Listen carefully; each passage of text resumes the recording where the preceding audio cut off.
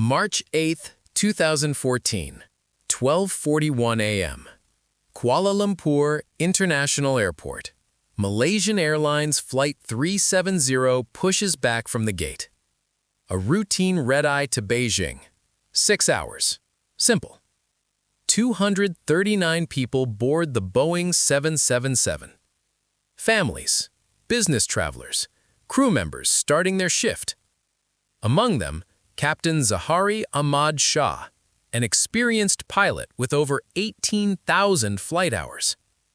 At 1:19 a.m., the last normal radio call. "Good night, Malaysian 370. 2 minutes later, the aircraft's transponder goes silent. The plane vanishes from radar. But it doesn't crash. It keeps flying for 7 more hours into one of the most remote regions of the Indian Ocean.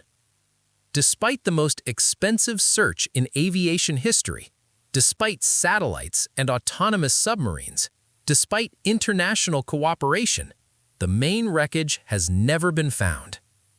This is the story of MH370, aviation's greatest mystery. A Boeing 777 that simply disappeared.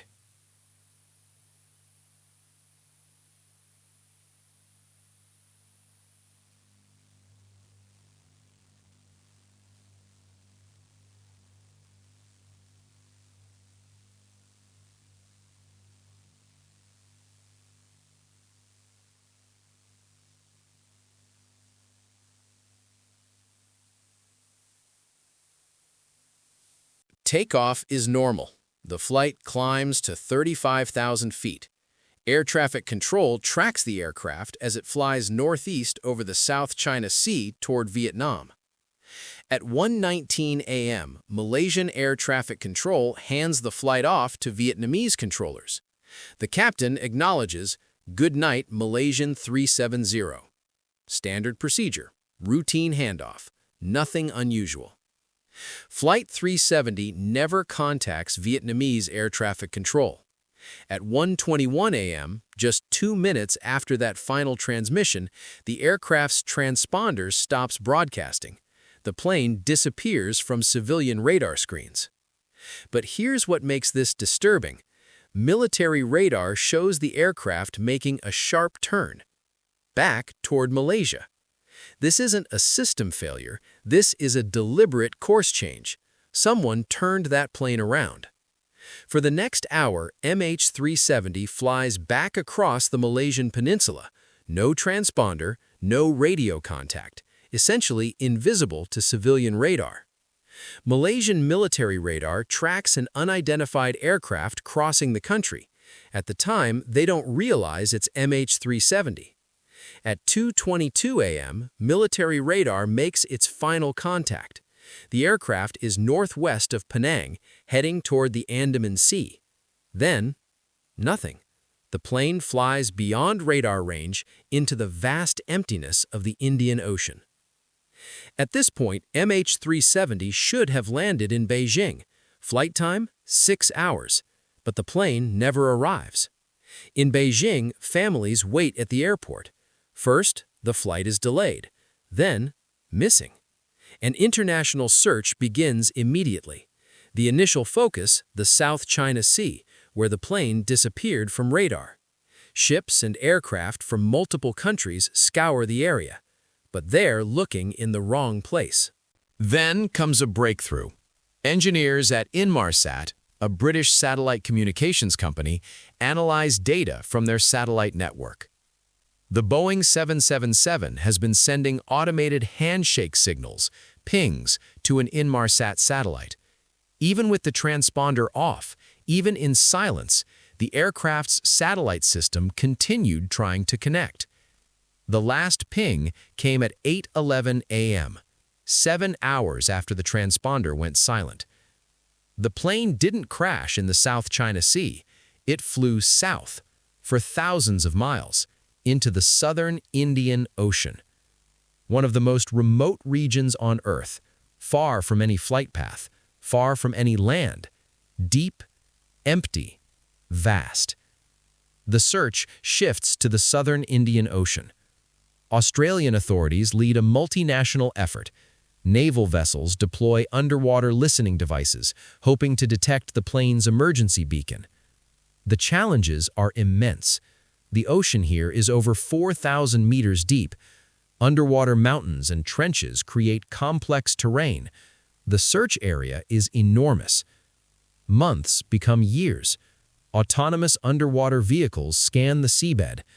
The search covers 120,000 square kilometers.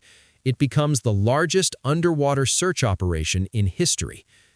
They map the ocean floor in unprecedented detail. They discover shipwrecks, geological features never before seen. But they don't find MH370.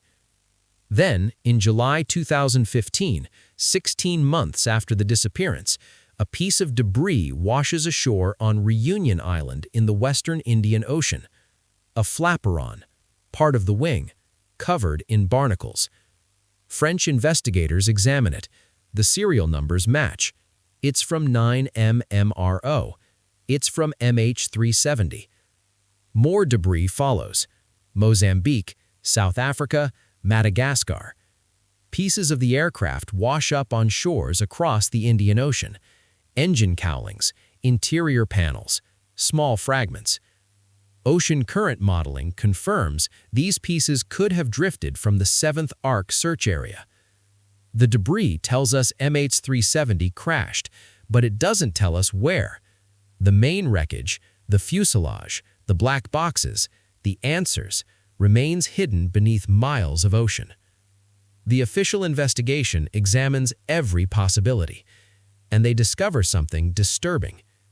Captain Zahiri's home flight simulator. Deleted data recovered by investigators reveals something chilling. He had practiced a route into the southern Indian Ocean, a route that ended with fuel exhaustion and impact. Theories multiply. Deliberate act by the pilot?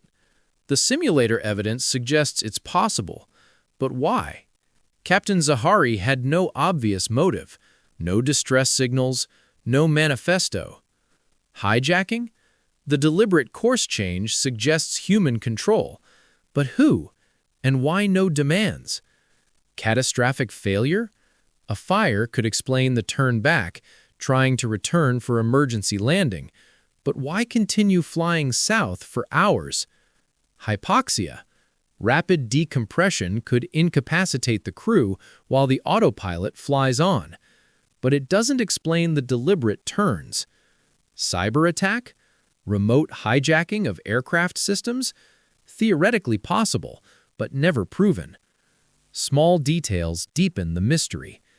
At 2:39 a.m., someone tried to call the cockpit via satellite phone. It rang, but no one answered. The aircraft's ACARS system, which automatically reports maintenance data, was shut off separately from the transponder. Sequential deactivation, suggesting deliberate action. The truth? We don't know. Each theory has evidence for it, and evidence against it. While investigators debate theories, 239 families wait for answers. Chinese families. Most of the passengers were Chinese nationals. Malaysian families. Families from 14 different countries. They hold memorials every March 8th. They demand continued searching. They refuse to let the world forget. Some believe their loved ones are still alive somewhere. Others accept the tragedy, but need closure. They need to know what happened. They need their family members brought home. The disaster did spark change. The International Civil Aviation Organization now requires real-time tracking for long-range flights. Emergency beacons have been improved. Satellite-based monitoring has advanced. These won't bring back the 239 people on MH370, but they might prevent future disappearances. The debris proves MH370 crashed into the southern Indian Ocean. The question isn't whether they died, it's what happened in those final hours and where exactly the plane came to rest.